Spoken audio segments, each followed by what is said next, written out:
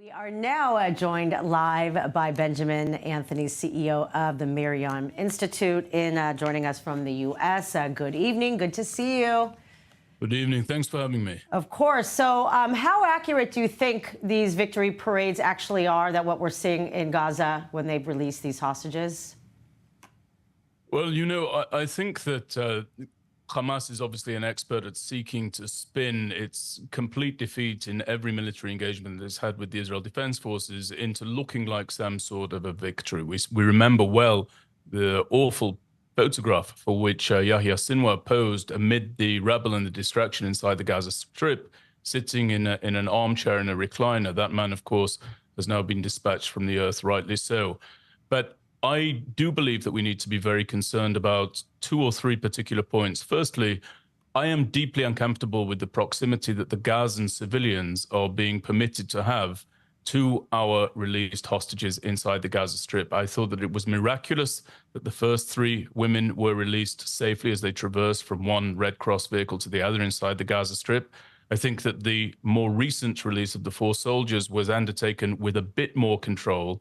But if those masses should turn to sinister intent, a weakened, enfeebled Hamas, such as those black and green clad gun-toting terrorists that currently separate between the masses of the Gazans and our hostages, those enfeebled Hamas personnel, terrorists, will not be able to hold the crowd at bay. And I'm worried about how that crowd will react when it sees the rubble and the distraction around it. Incidentally, the distraction that was wrought on it as a result of its leadership of Hamas. And they see that distraction, and they then see our returning men of age. They are very liable to draw a direct nexus of vengeance and distraction between the demolished buildings and the people who Hamas is releasing for return home to Israel. So those are the things that concern me. But make no mistake, Hamas is enfeebled. The other issue that is very problematic is they are readily and swiftly recruiting personnel for their terror organization from among the Gazan people. It's about time that people spoke about this. And it's very important that Israel does not permit the Gazans to come back proximate to Israel's borders. And that's why, incidentally, I'm very pleased that President Donald Trump is talking about the notion that Egypt should absorb the Gazans into the Sinai Peninsula. He also spoke about Jordan doing the same. That, I think, is a very, very bad idea. I think they would destabilize Jordan, but I think Egypt has the topographical and geographical wherewithal and resources to absorb the Gazan people. And I think that Egypt is massively responsible for what occurred on October the 7th. Well, with that said, Egypt has always been reluctant to let the refugees in. Do you think Trump saying something so early into his presidency could actually make the difference? Well, I'm very optimistic. I'll let you and your viewers into a secret. In 2016, I was personally called into Trump Tower when Donald Trump was then candidate Trump by the leader, if you like, the head of his programming, of his policy with regard to the Israel-US relationship. And that individual said to me, and I'm quoting here, the candidate, meaning Donald Trump, does not support the two-state solution. Is there an alternative? And I immediately briefed that individual on a conflict-ending alternative called the New State Solution, which called for the total military destruction of Hamas and thereafter the establishment of a state for the Palestinian Arabs inside the Gaza Strip with contiguity into about 10% of the Sinai Peninsula. I then briefed the negotiating team, key members of the negotiating team in the White House compound at their behest, along with a group of former security officials that I brought together up to Capitol Hill. I briefed those negotiators, I briefed members of the Senate, I briefed members of the House, and there was broad enthusiasm behind the idea of bringing about the new state solution. What would my adjustment be? It would be to no longer have it anchored in the Gaza Strip with contiguity into the Sinai Peninsula. It would actually be to have the Gazan population relocated into the Sinai Peninsula. It's there that I believe that there can be a safe and secure outcome brought about for the people of Israel. And the people of Israel are my priority, of course. All right, Benjamin, don't go anywhere. We're now with Benjamin Anthony, the CEO of the MirYam Institute. So tell us more how the IDF is explaining how and why they fired on this crowd. Well, I think what everybody should really understand with regard to what's going on in that area in southern Lebanon is that this was wholly predictable, and nobody should be surprised by what's taking place. The Israel Defense Forces brought about tremendous outcomes when they confronted finally Hezbollah inside southern Lebanon. So what I'm about to say is in no way, shape, or form said to reduce or take away from those incredible acts by those who fought against this terror organization.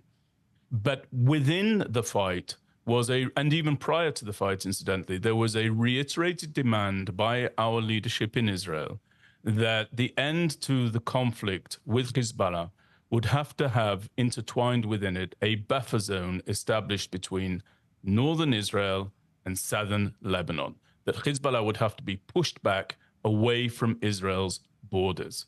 And that buffer zone fell by the wayside, in fact, was cast by the wayside during the negotiations for the current ridiculous, absurd ceasefire deal. As a result of that, crowds and civilians are moving back to the areas proximate to Israel's borders, as was the case in this particular conflagration that we saw. That was inevitable. And what people need to understand is you bring the civilians back to Israel's borders, you bring these terror organizations back to Israel's borders as well, because it's from among those civilian populations that terrorists are recruited. It's from within those civilian populations that terrorists operate. And it is from among those civilians that support for terrorists emanates, both in southern Lebanon and inside the Gaza Strip. And so what we're seeing now with Lebanon was absolutely predictable, eminently so. And in part, it's eminently predictable because the notion that the Lebanese armed forces, which was a completely supine, ineffective organization to begin with, is now somehow going to have the capabilities of preventing Hezbollah from reconstituting itself in southern Lebanon, that was a ridiculous notion to begin with. If there is one lesson that Israelis leadership should now have internalized and must implement, it is to keep these civilian populations away from our borders, because it's from within those civilian populations that terrorists emanate, come to the fore, and seek to murder our innocent people. To me, it's not very complex. I know that many people like to see it in complex terms. I think that this is very simple. And again, to bring the attention of the viewers back to it, I really do support the idea that President Trump has floated, that the Egyptians, in the case of Gaza, ought to be absorbing the Palestinian Arabs. And if the Israeli government does not have the gumption to seize upon that opportunity now, I fear that no better opportunity will come about ever, and certainly not in the near future. And what about same with Lebanon? I mean, what solution is there, if anything? Because we also have to keep in mind near the border, we have all of the residents of the north that want to go home. You get the people in Metula that need to be totally assured that they're going home and not having to worry about something happening again. Absolutely. And your question's so right, Emily. And were I to be a resident of Metula, I would not be moving back home with the idea that the Lebanese are moving back home proximate to where I live as an Israeli. So I think there are two things that can be done with regard to Hezbollah. The first thing that needs to be brought about is there needs to be the buffer zone established, and there needs to be the enforcement of that buffer zone. Now, that's not currently the situation, but that doesn't mean that's not the appropriate pursuit. Israel should be pursuing the distancing of Hezbollah from its borders in northern Israel. The second thing is, again, in an effort to draw everybody's focus to the main problem that we have in the area, now is a time for us to go and remove Iran's nuclear weapons program inside Tehran and elsewhere. Now is the time to do that, because we have taken out the major threat that was Hezbollah, though they are reconstituting themselves. We've taken out we've seen the Syrian regime of Bashar al-Assad fall. The Russians have removed their air defenses from there. We are able to fly and to the distances that are needed in order to take out the nuclear program, as we've seen from our operations against the Houthis in Yemen.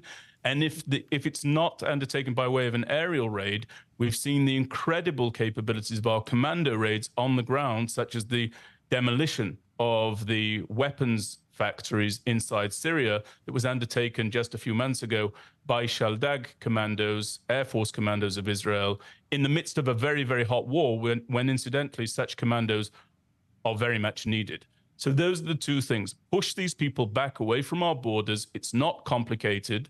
And second, get rid of the threat of their patron, get rid of the nuclear weapons program inside Iran. It's vital that those two things are done.